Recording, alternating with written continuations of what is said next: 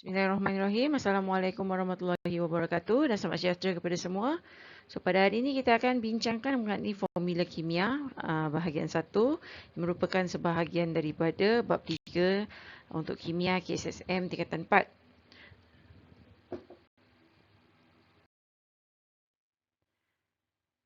So standard pembelajaran iaitu apa yang pelajar perlu capai di akhir video ini adalah yang pertama, pelajar boleh menentukan formula empirik magnesium oksida melalui aktiviti dan juga pelajar boleh menentukan formula empirik kuprum oksida melalui aktiviti.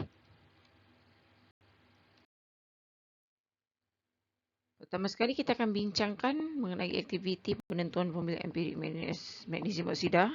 Ini merupakan eksperimen yang telah kamu jalani pada minggu lepas sebelum kita cuti raya. So ini merupakan susunan radas. Kalau dalam peperiksaan diminta lukis susunan radas untuk penentuan formula empirik magnesium oksida, beginilah kamu lukis ya. Semua lukisan mestilah dalam bentuk 2D. Bukan 3D dia tak ada dimensi 3D, 2D je. Okay, so yang ini kita tahulah penuntuk mangkuk pija tu magnesium yang kamu gulung.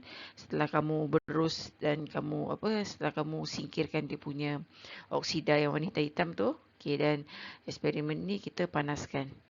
Okay, kan kita dah buat kan, kita panaskan sampai dia keluar api, lepas tu kita tutup, kita buka, kita tutup, kita buka sampailah magnesium oksida semua dah habis terbakar, dah tak ada api menyala, kita panaskan dengan kuat, kemudian kita sejukkan sehingga suhu bilik, kemudian kita timbangkan, kemudian kita ulang balik daripada panaskan, sejukkan dan timbangkan sehinggalah kita mendapat jisim yang tetap di akhir eksperimen ini.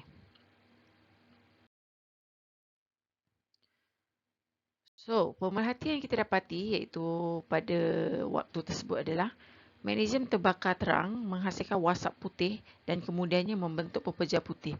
Sebab itu cikgu suruh kamu tutup mangkuk pija bila asap putih dah mula terbebas, sebab sebenarnya wasap putih itulah magnesium oksida. Sekiranya dibiarkan terbebas, nanti kita tak dapat jisim yang tepat lah. Okay. So inference ini merupakan sebab kepada pemerhatian. Magnesium adalah logam reaktif dan bertindak balas dengan oksigen menghasilkan magnesium oksida.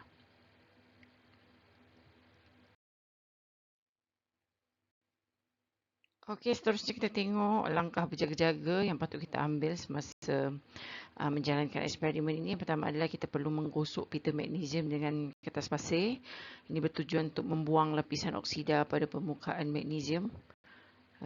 Kemudian kita perlu membuka penutup mangkuk pija sekali-sekala apabila kita panaskan pita magnesium tersebut. Ini untuk membenarkan oksigen masuk dan bertindak balas dengan magnesium. Sebab itu kena buka.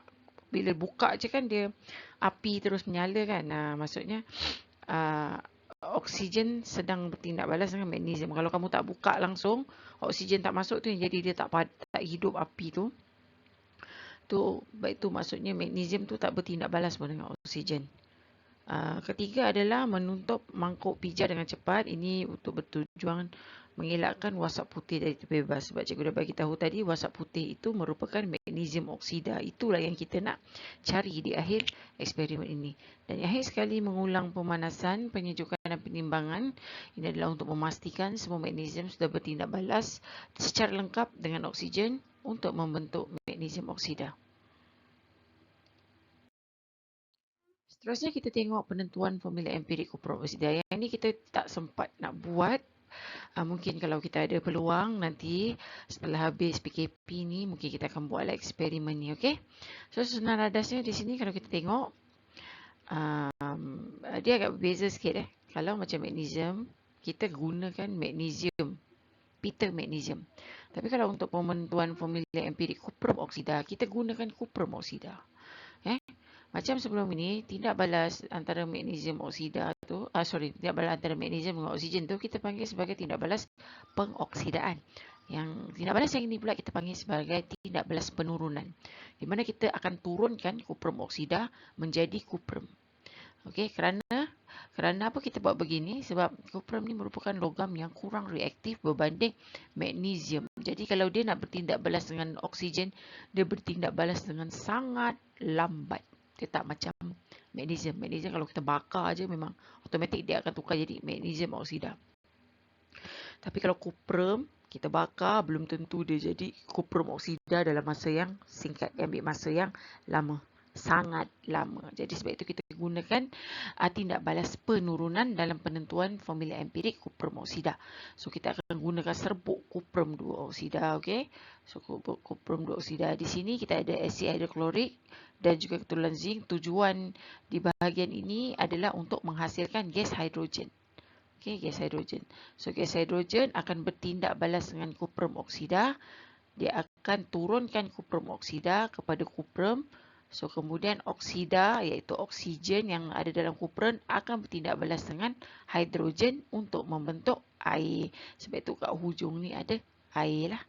Okay, so air yang terhasil akan berkumpul di sini. Okay.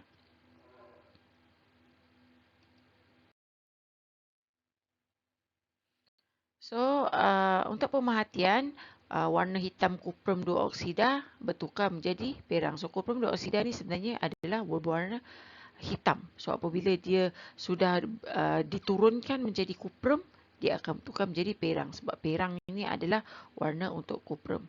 So kuprum 2 oksida bertindak balas dengan hidrogen untuk menghasilkan kuprum yang berwarna perang dan juga air sebagai hasil sampingan.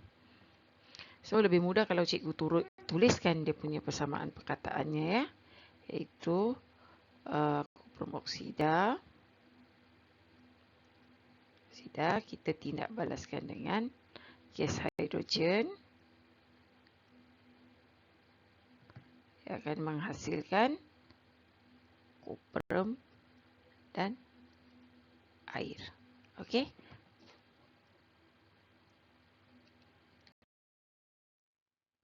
So ada dua sahaja langkah berjaga-jaga yang perlu diambil sepanjang eksperimen itu. Ini iaitu yang pertama, gas hidrogen dialirkan secara berterusan sepanjang eksperimen. Ini bertujuan untuk mengelakkan pembentukan semula kuprum oksida. Sebab kita dah turunkan dia jadi kuprum kan. Okay. So dan yang terakhir sekali sama macam penentuan magnesium oksida, iaitu kita ulang pemanasan, penyujukan dan penimbangan berulang kali. Kerana untuk memastikan semua kuprum 2 oksida telah diturunkan kepada logam kuprum. Okey, seterusnya kita tengok peratus komposisi mengikut jisim dalam sebatian. Yang ni kamu boleh rujuk nota kamu muka surat 9 ya. Cikgu ada bagi. Muka surat 9. Tak silap cikgu lah muka surat 9. Okey, so peratus komposisi mengikut jisim dan sebatian adalah macam mana kita nak menentukan peratus bahan tertentu di dalam suatu sebatian. Contohnya macam peratus nitrogen di dalam baja ataupun peratus karbon di dalam bahan api. Ini penting ya. Contohnya kalau macam untuk peratusan nitrogen, penting kerana untuk menentukan kualiti suatu baja. Makin tinggi peratus nitrogen dekat dalam baja, semakin tinggi kualiti sesuatu baja tersebut. Okey, kalau untuk macam peratusan karbon dekat dalam bahan api, semakin tinggi peratusan karbon, semakin tinggilah juga kuantiti jelaga ataupun asap hitam yang dihasilkan akibat daripada pembakaran bahan api tersebut. Okey, so cara kita nak hitung peratus komposisi adalah dengan kita gunakan JMR unsur. Dalam kes ni unsurnya adalah yang kita nak carilah. Kalau macam peratusan karbon, kita carilah JR untuk karbon. Lepas tu kita bahagikan dengan JMR sebatian. Okey, kalau cikgu bercakap macam ni mestilah tak faham kan? Jadi cikgu akan tunjukkan menerusi contoh. Okey, so kita tengok contoh yang diberikan ini, iaitu hitungkan peratus nitrogen mengikut jisim dalam sebatian berikut. So cikgu ada bagi contoh 6 sebatian. Tapi cikgu tunjuk 2 sajalah. Lagi 4 tu cikgu nak kamu cuba sendiri untuk menguji sama ada kamu faham atau tidak apa yang cikgu ajar pada hari ini. Okey, so tadi cikgu dah beritahu peratusan nitrogen ni penting untuk kita tahu untuk dalam penentuan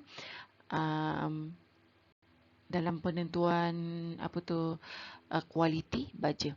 Okey, kita tengok yang pertama, kita nak tahu peratusan nitrogen dalam amonia. So macam biasa, kalau kita nak kira, kita mesti tulis rumusnya dahulu. Iaitu peratus nitrogen sama dengan JR nitrogen bahagi dengan JMR NH3. Kita cari dia punya peratus. So JR nitrogen adalah 14. So bahagi dengan 14 tambah 3. Kita dapatkan peratus. So sama dengan 14 bahagi 17. So kita dapatlah jawapan dia 82. Peratus kan 82.35%. So terdapat 82.35% nitrogen di dalam amonia. So ia kira sangat tinggi lah. Okey, seterusnya kita tengok dalam KNO3. Okey, so macam biasa kita tulis rumus peratus nitrogen sama dengan JAR nitrogen bahagi dengan JMR KNO3. Dapatkan dia punya peratus. So JR nitrogen adalah 14, JMR KNO3 adalah 39 campur 14 campur 16 darab 3. 16 darab 3. 48. Okay, so kita totalkan dia 14 so 14 bahagi dengan 101. So dapatlah jawapan dia 13.86%.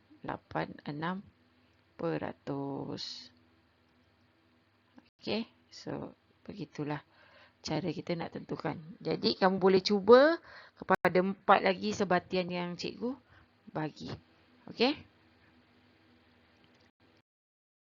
So sekian saja untuk hari ini. Semoga video ini memberikan manfaat kepada kamu. InsyaAllah cikgu akan upload video seterusnya pada minggu hadapan. Jangan lupa subscribe YouTube channel cikgu ya. So, sehingga kita berjumpa lagi pada video akan datang. Assalamualaikum warahmatullahi wabarakatuh.